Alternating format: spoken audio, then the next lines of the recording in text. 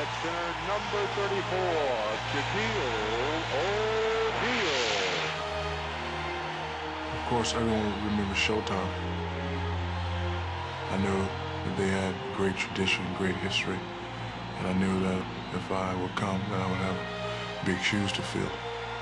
The Lakers are favored to win the NBA title this year because of the presence of Shaquille O'Neal. To have my name mentioned in the same breath as a Jerry West, Magic, Chamberlain, Kareem, Worthy, it would someday be an honor. The Lakers will attempt to win their first NBA title since 1988. We're just on a mission. Your Los Angeles Lakers. I want a couple of rings. I want you to hang my jersey up there when it's all said and done. Let's go. 1, 2, 3, race!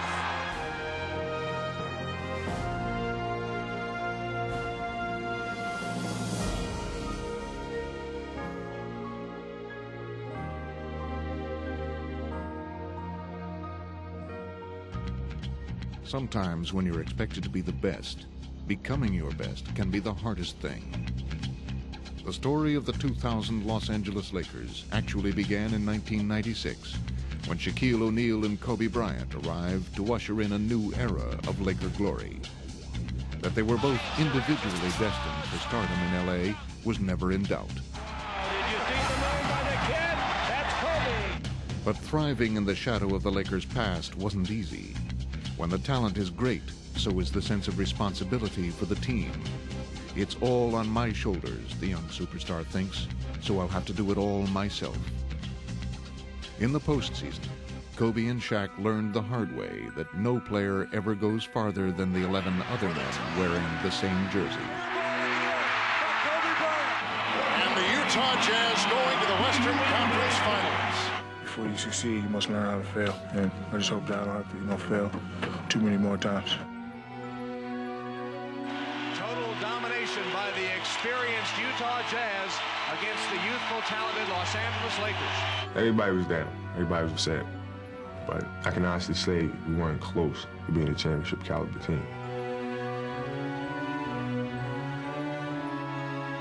I'm not going to say that the Spurs have better individual talent than the Lakers, but I am going to say they have a better team. It's bad enough to get beat, but lose 4 straight games for the second consecutive year. That's not acceptable. And we look at each other on the bus, on the plane, and each year we've fallen short and have sat in those lockers and cried our eyes out as grown men because of the failures we've had. The answer was as much a part of Laker history as championship basketball itself. The original Minneapolis Lakers featured George Mikan, the NBA's first true superstar. In the 1940s and 50s, the Lakers built 5 championships around him. Well, we had a great team. We played as a team. It was sort of nice to take the basketball court and have the announcers say, the Minneapolis Lakers, the world champions.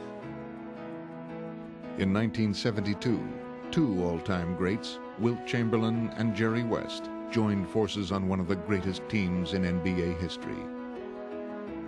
Our players were at the age of their careers where everything was going to be concentrated on our team, not on individual things. It was a perfect season. The team won an NBA record 33 straight games on its way to the title. Kareem Abdul-Jabbar and Magic Johnson led the Lakers to 5 championships in the 80s, when the true brilliance of the team's stars was in how they never tried to outshine their teammates. I mean, you're talking about 12 guys understanding how to play their role and what it takes to win. Then they understand what basketball really is. For the new millennium, the Lakers moved to a new home. But it was a new coach that heralded a bigger change and a future more in tune with the traditions of the Lakers' past. Without further ado, the new coach of the Los Angeles Lakers, Phil Jackson.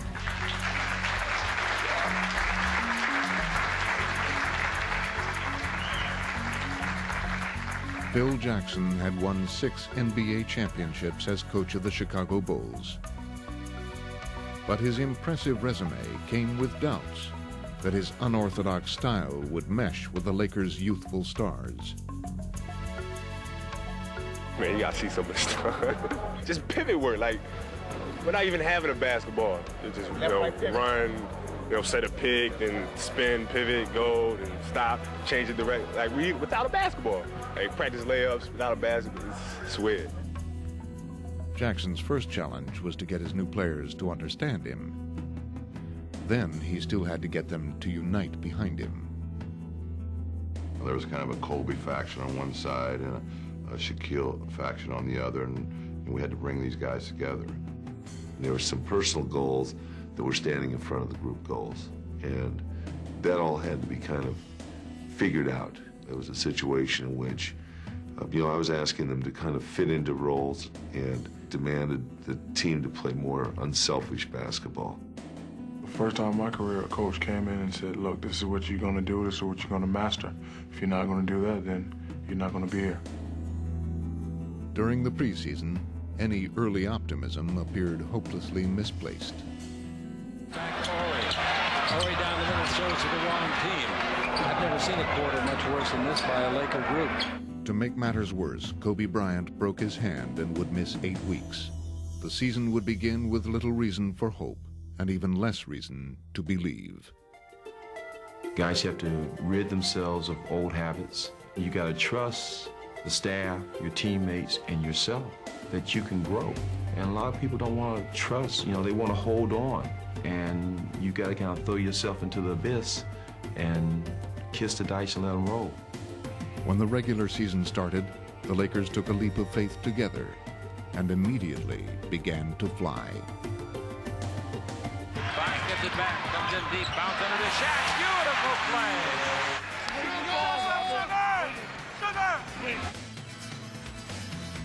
What you have seen here tonight is a different-looking Lakers team, and you see the impact of Phil Jackson. That's the attitude. You have to share the ball. And in sharing the ball, we get layups. We get easy shots. Veteran players with championship-level experience were added to help carry the message from the coaches to the court. It's about transferring. It's about building that next generation. They have to learn and have to be able to grow, but they have to have somebody to teach them. Another key ingredient were the talented Laker holdovers who were asked to sacrifice playing time in exchange for the promise of a championship. You look at Derek Fisher, you look at Robert Horry, myself, the three of us were starters on a 62-win team. 2 years later, we're the backbone of the bench. You accept the fact that if your career is going to be about being the best team out there, then there's going to be some guys that are going to have to take lesser roles. The pivotal role belonged to Shaquille O'Neal. Finally, in a system where he was asked to focus on making his teammates better, Shaq discovered leadership skills that made him better than ever.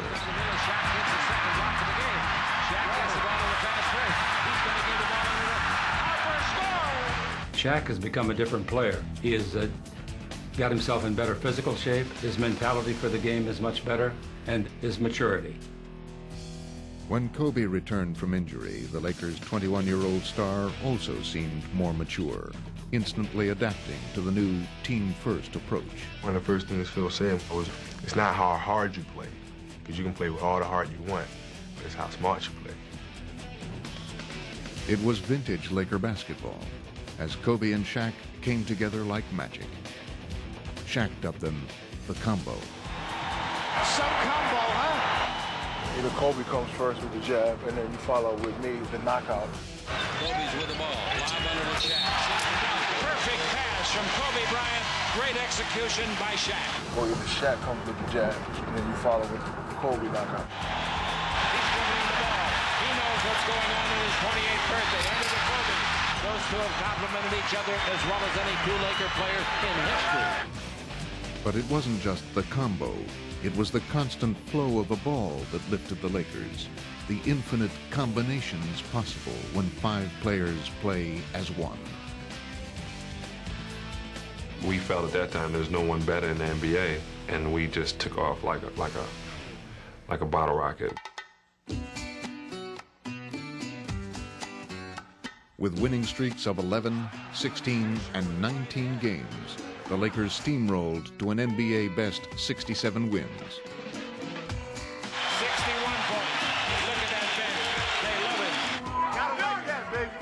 fella. I guess I've done it again. And it's out!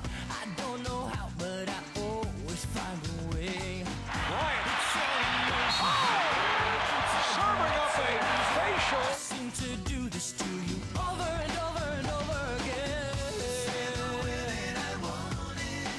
I think the best thing, and what people are saying, is a joie de vivre between the players. That kind of love of the game, I think is very special and makes the work together enjoyable. As the playoffs drew near, the Lakers had every right to feel unbeatable.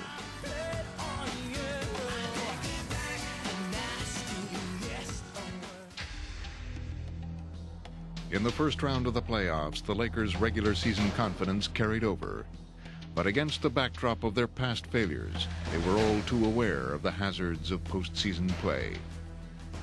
We knew that there were going to be some tests, and we know being the best team in the regular season, the tests were going to be very hard. We knew that every team wanted to make history by beating us. We knew that every team was going to be up for us. Facing the high-powered Sacramento Kings, the Lakers set about their job with devastating efficiency. O'Neal against Divac. That's the way the playoffs begin for the Lakers. You love the playoffs because your star players come to the front. That's what this is all about. Kobe spins in, left baseline shot is in. Boy, was he under control on that one. And the Lakers pour it on. Picked up by O'Neal, 3-on-1. It's all working right now for the Lakers. And the Lakers, at least through 2 games, look unbeatable. 3-0. We just did what we were supposed to do. Now we just need to go up there and, get game 3. The ease of their 2 home victories may have blinded LA to the threat that still lurked in the rabid atmosphere of Sacramento. Guys really, they really didn't know too much what to expect. And Sacramento, they have awesome fans. They're loud, they're crazy, they cheer for their home team. It was really the Lions' den. Harper curling into the paint, rejected by Divac. The Lakers in a real offensive drought. Sacramento in numbers. Williams pushing it. Blind pass to Anderson for the reverse.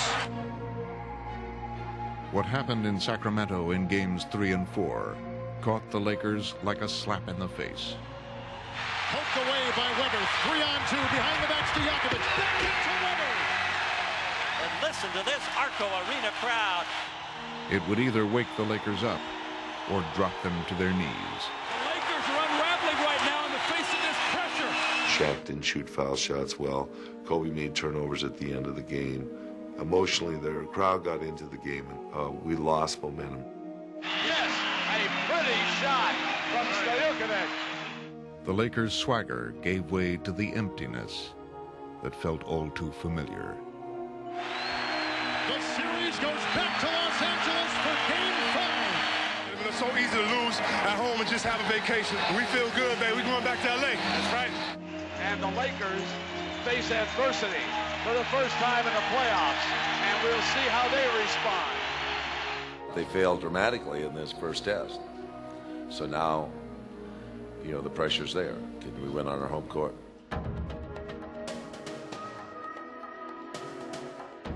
With nothing in their experience as a team to fall back on, the Lakers only had their trust in each other to cling to. Success, was a long journey, and it's definitely, in this case, been long because of the failures we've had. There comes a point where you grow through those failures, and you find a way to fight through, the next adversity that you face. If leadership is to matter, it has to be there when the team's survival is at stake. In Game 5, Shaq was completely there. Down the lane, rejected by Shaquille O'Neal. He just came out and he was just ready for business. And, I sort of took a step back and just started smiling, like, okay, the big fella's ready to play.